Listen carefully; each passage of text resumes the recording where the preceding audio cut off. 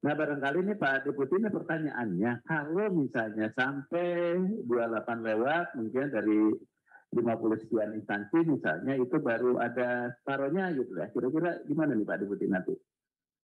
Iya, ini yang mungkin nanti kami tentu akan kembalikan ke Panselnas, apakah kita masih akan tetap go ahead dengan pelaksanaan seleksi di 2022 ini, atau kemudian pendaftarannya tetap kita buka, verifikasi administrasinya tetap kita laksanakan, tapi kemudian seleksi ujiannya kita laksanakan di tahun depan.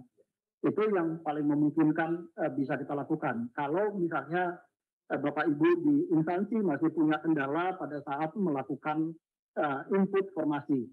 Karena memang ini ada hal-hal yang perlu menjadi komitmen kita bersama, termasuk teman-teman di instansi pembina, baik itu Kementerian Dikbud, terutama Nakes dan guru di Kementerian Dikbud. Assalamualaikum warahmatullahi wabarakatuh. Berjumpa kembali di channel ini. Salam sejahtera untuk kita semua, terkhusus Bapak Ibu peserta seleksi P3K 2022 untuk guru. Berikut akan saya sampaikan catatan penting dari Panselnas dalam pengadaan seleksi P3K 2022 dari sosialisasi yang disampaikan di pagi tadi. Namun sebelumnya, kepada Bapak dan Ibu yang baru bergabung di channel ini, saya mengundang Bapak Ibu sekalian untuk menjadi sahabat profesi guru dengan cara subscribe dan aktifkan loncengnya untuk mendapatkan informasi terbaru dari channel ini. Bahasan kita pada kesempatan ini Bapak Ibu sekalian adalah yang pertama, kebijakan yang diambil oleh Panselnas sebagai solusi P1 yang tidak dapat formasi, kemudian yang kedua syarat perubahan P4 menjadi P3, ketiga timeline pendaftaran hingga penerbitan SK guru, dan keempat langkah Panselnas jika input data instansi terlambat. Yang pertama ini Bapak Ibu sekalian, jika menggunakan hasil seleksi kompetensi 1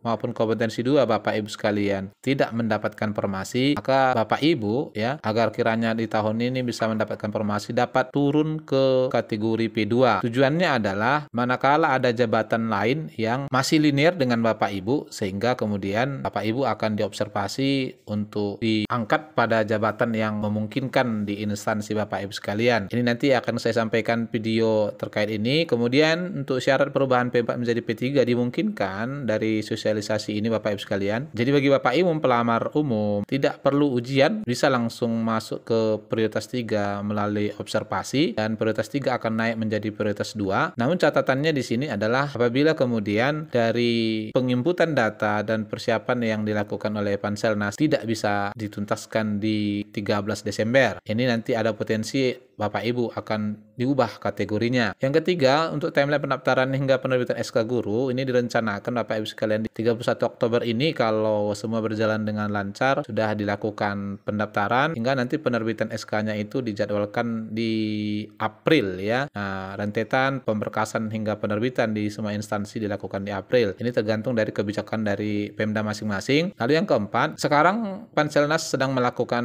proses input data dari instansi ya, mana masih banyak instansi yang belum diinput datanya ke SSCISN. Oleh karena itu, apabila nanti beberapa hari ini ternyata penginputan data tidak dapat diselesaikan atau terlambat, maka akan ada perubahan juga nanti terhadap kebijakan yang diambil, apalagi untuk Bapak Ibu kategori P4 ya. Ini barangkali ya perubahan mendasar yang disampaikan oleh Panselnas dari sosialisasinya. Terkait ini berikut cuplikannya Bapak Ibu sekalian.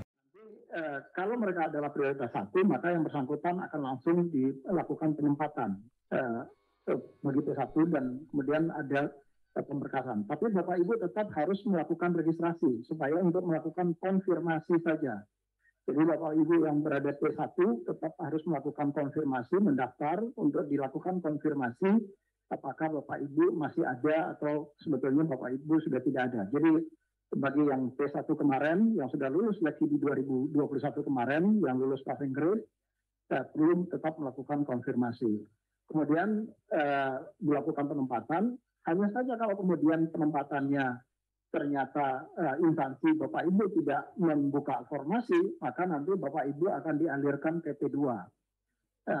Bapak Ibu akan mengikuti seleksi, tetapi seleksinya hanya menggunakan mekanisme observasi bagi P2 dan P3. Jadi nanti mekanisme yang akan dilakukan teman-teman di Dikbud akan melakukan observasi terhadap posisi Bapak Ibu, dan Bapak Ibu berdasarkan data-data yang masuk tadi, kecuali bagi pelamar umum. Bagi pelamar umum itu yang kemudian akan mengikuti seleksi dengan mekanisme UMBK, tentu setelah tadi P1 atau yang lulus di P2 berdasarkan hasil observasi, ataupun yang lulus di P3 berdasarkan hasil observasi, baru kemudian sisanya akan bisa memilih formasi di pelamar umum. Hanya saja kembali ini yang juga masih menjadi perdebatan, apakah formasi pelamar umum ini atau P4 ini masih memungkinkan nggak waktunya untuk kita buka? Karena seperti tadi saya sampaikan, ini berada di injury time. Jadi di bulan Desember yang waktunya adalah sangat sempit, ada mekanisme pertanggungjawaban anggaran yang harus dilakukan oleh teman-teman Dikbud kepada Kementerian Keuangan. Kalau ini bisa diselesaikan sebelum tanggal 12 Desember, pelamar umum ini akan bisa kita buka.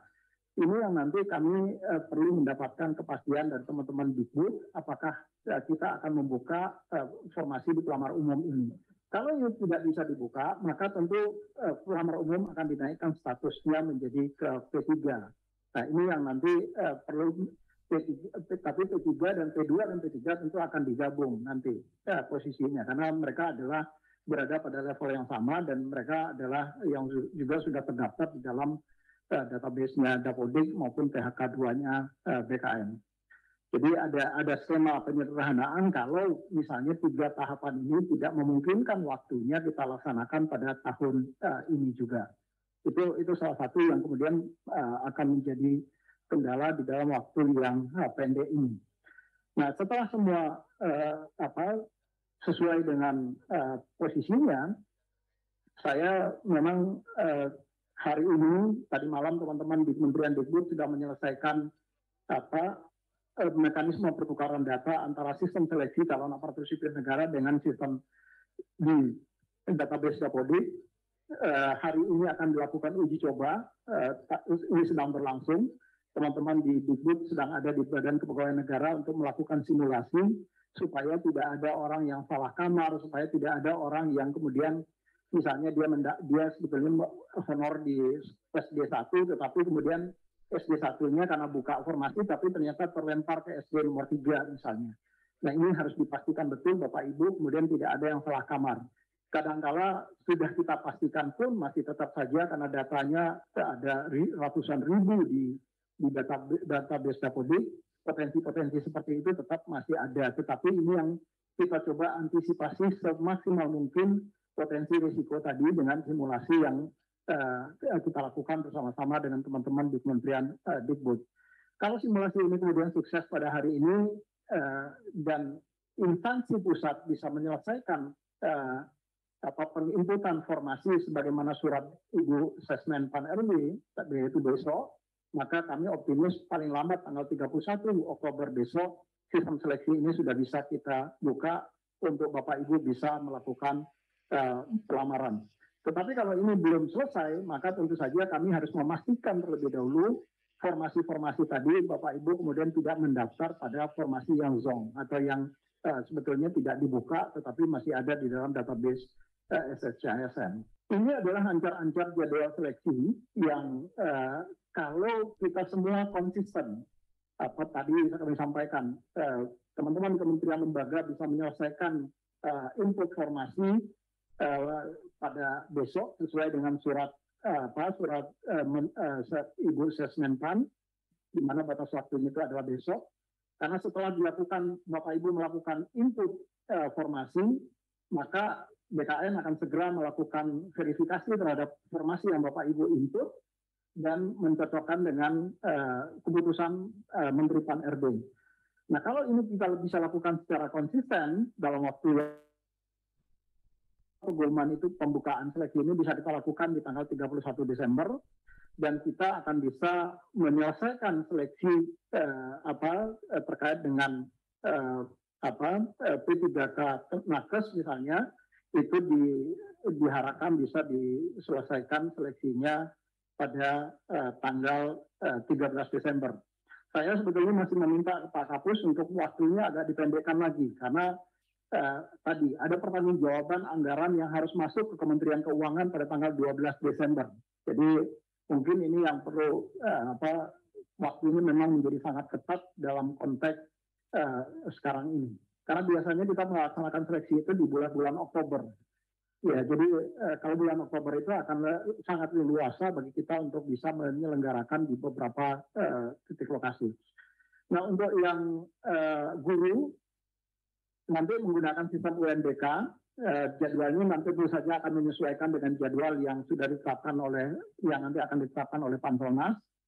Dan untuk teknis lainnya ini nanti akan ada periode-periode di dalam masa sanggah karena ini terbuka seleksinya, maka kemungkinan besar paling cepat bisa kita lakukan ada nanti di tahun depan. Tetapi mekanisme pendaftaran pelamarannya bisa dilakukan pada tahun ini dan seleksi administrasinya bisa kita selesaikan pada tahun ini. Nah, barangkali ini Pak Deputi, ini pertanyaannya, kalau misalnya sampai 28 lewat, mungkin dari 50 sekian instansi misalnya, itu baru ada separohnya gitu ya. Kira-kira gimana nih Pak Deputi nanti? Iya, ini yang mungkin nanti kami tentu akan kembalikan ke Panselnas, apakah kita masih akan tetap go ahead dengan pelaksanaan seleksi di 2022 ini, atau kemudian pendaftarannya tetap kita buka, verifikasi administrasinya tetap kita laksanakan, tapi kemudian seleksi ujiannya kita laksanakan di tahun depan. Itu yang paling memungkinkan bisa kita lakukan. Kalau misalnya Bapak Ibu di instansi masih punya kendala pada saat melakukan input formasi, karena memang ini ada hal-hal yang perlu menjadi komitmen kita bersama, termasuk teman-teman di instansi pembina, baik itu Kementerian Dikbud, terutama Nakes dan guru di Kementerian Dikbud. Nah, barangkali ini Pak Deputi, ini pertanyaannya, kalau misalnya sampai 28 lewat, mungkin dari 50 sekian instansi misalnya, itu baru ada separohnya gitu ya. Kira-kira gimana nih Pak Deputi nanti?